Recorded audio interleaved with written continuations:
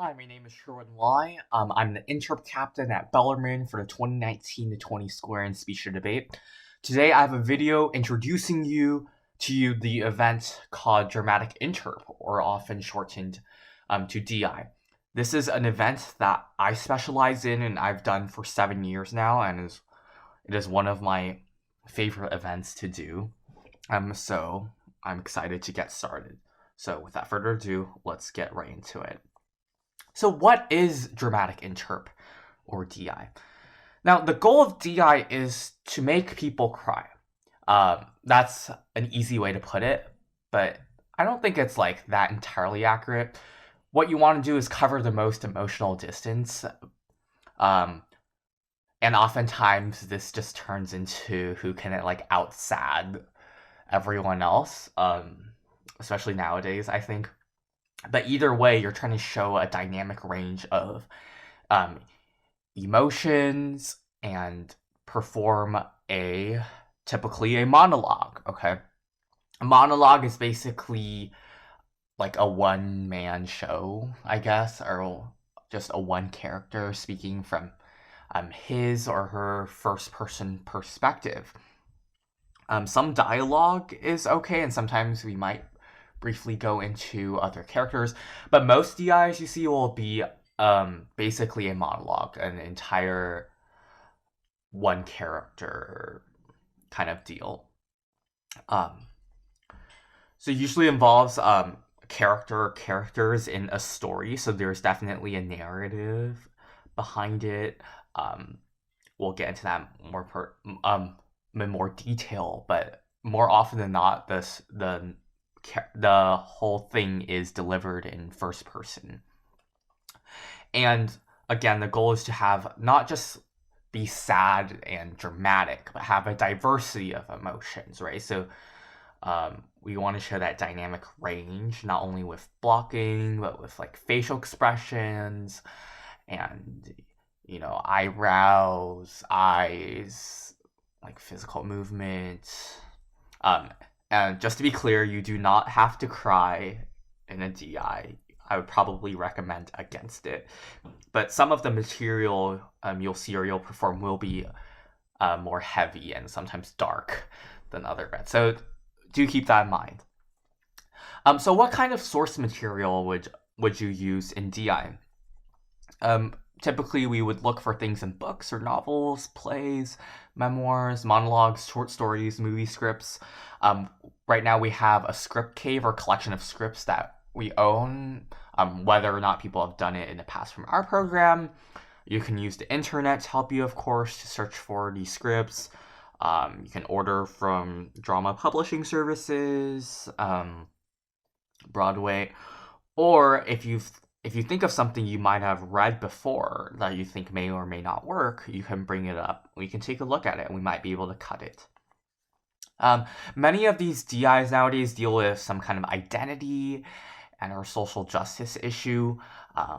And I think it's always helpful to have some kind of message to your story. And it's even more helpful if it's an issue that you're personally involved in, especially with these identity DIs that deal with some issue related to race, gender, sexuality, other things that I'm probably missing right now, and I apologize for that. A lot of times, if it's something personal, it can really benefit your performance a lot, or involves some kind of issue or injustice that you're passionate about and want to bring attention to.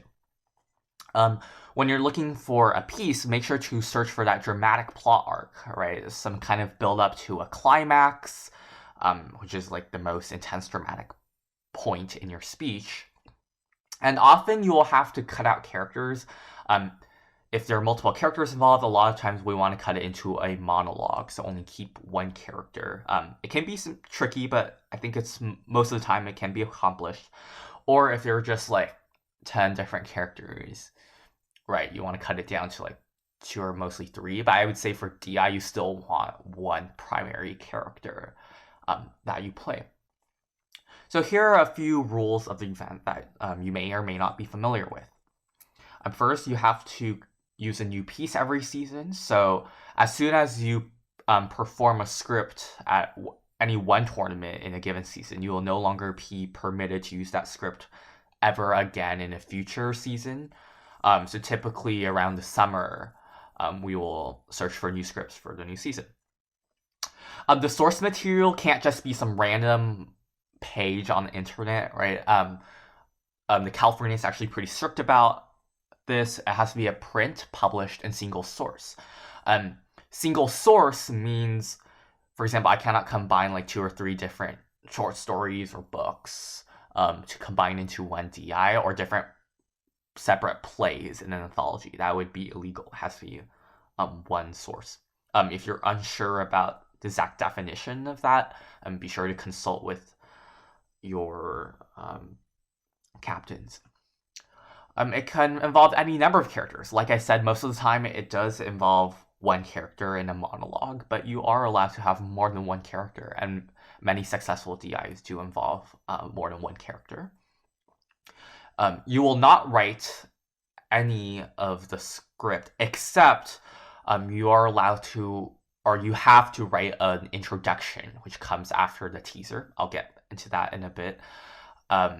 This introduction kind of gives some context, some background of the piece, why it's important, and also states the title and author, and you will deliver that. So it's only like one paragraph. It's not a challenge at all, really. You're allowed to add 150 words, including the introduction as well as other transitions. For example, if you cut through a speech, and to link 2 parts of your cutting together, you might want to add a few words of transition. That would count toward those 150 added words. And also, your intro counts for those added words. So you do not have free reign to add whatever you want to the script. There's that limit, and also it has to preserve author's intent. So you cannot add like jokes or new dramatic material yourself, for example. It does have to come from largely the original. Obviously, it has to be memorized. There's a 10-minute limit with a 30-second grace period. And really important, no props or costumes. There will be a lot of physical delivery and use of space involved, but you will have to use your creativity and imagination to accomplish that through blocking. For example, instead of picking up a cup that's a prop in my speech, I would block that out, or I would like pick it up with my hands, but it's not actually there, so I like pretend or mime it out, for example. And you create like this virtual space environment for which to perform. So that's kind of unique, and especially if you come from like a more theater or drama background, that's something you will have to get used to. But I think it actually allows for more creativity in the event. So here's the basic structure of a DI. You start with a teaser, which is around 45 seconds to a minute 30, just like front part of your speech to capture everyone's attention. And you go into the intro, which is the only part of the speech that you fully write out, and this last 30 to 45 seconds, context, significance. I have a whole video about how to write the intro, so please go check that out. And also, I do have a video about dramatic plot structure in general, and I go into more detail in that video. So if you're doing any one of these events, go ahead and check that out. Then go into the exposition, citing incident, rising action, climax, falling action, and the resolution. I'd say the most important parts of the DI are probably that segment from the rising action to the climax to the falling action, because that's the real build that you will show your emotional distance in. Okay, so what kind of skills would one need to be successful in dramatic Interp? First, your cutting has to be effective. You have to show a clear story and connection to the audience, and it also has to be clear and not confusing, so not too many plot twists and turns, and like that's great for like a 200-page novel, but you only have 10 minutes, and if people aren't clear what's going on, or they can't really relate to your character or your story, it's over.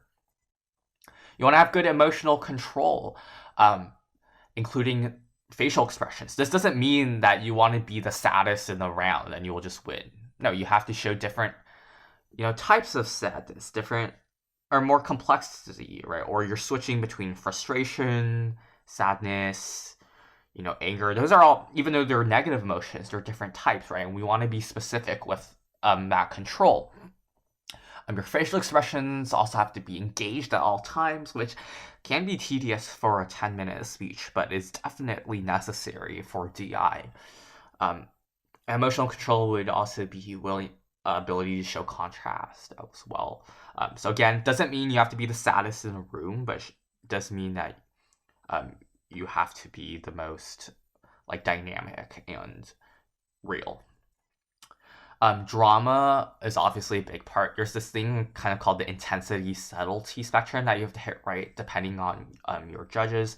Obviously, intensity means how, I don't know how else to literally explain it. Literally, it's just how intense you can be, which by the way is different from volume. We'll talk about that later in a different video. Intensity and volume are not the same thing. So there's that intensity you got to be able to hit, but you also have to be able to show subtlety and nuance. Maybe some emotions are more reserved and are not just screaming or yelling all the time, right? So there's that spectrum that you'll learn to hit. Obviously, we want intensity. It's kind of redundant, but if you're not able to reach that high point in your climax, it's not really gonna work out. I'll just say that. We want a realistic character portrayal, right? Believability and relatability are a big part of that. By realistic, I mean this has to seem like a real person that would be talking. A lot of times, interpreters can become too fake if they overdo it, and it just seems like you're just acting like the character rather than being the character, which is our goal in DI. And that ties into believability, right? Relatability also means you want people to be able to see themselves in the character, what they're going through, or maybe even like the character or make them enjoyable. For example, one thing I always like to say is you got to make your character likable, often through humor, in the beginning part of your speech, so that when they die or when something really bad happens to them, people feel sorry for the character. And I know it's a cynical way to put it, but that's kind of what I'm talking about when I say relatability and realistic. Okay, let me move on. I've been rambling too much. We want some dynamic blocking choices, which is the different physical movements and imagination of your surroundings that you mime out, that you, for example, you hold objects in your hand, you engage your facial expressions, you react to surroundings. There's a whole 4-part video chunk in this course on blocking that you have to watch.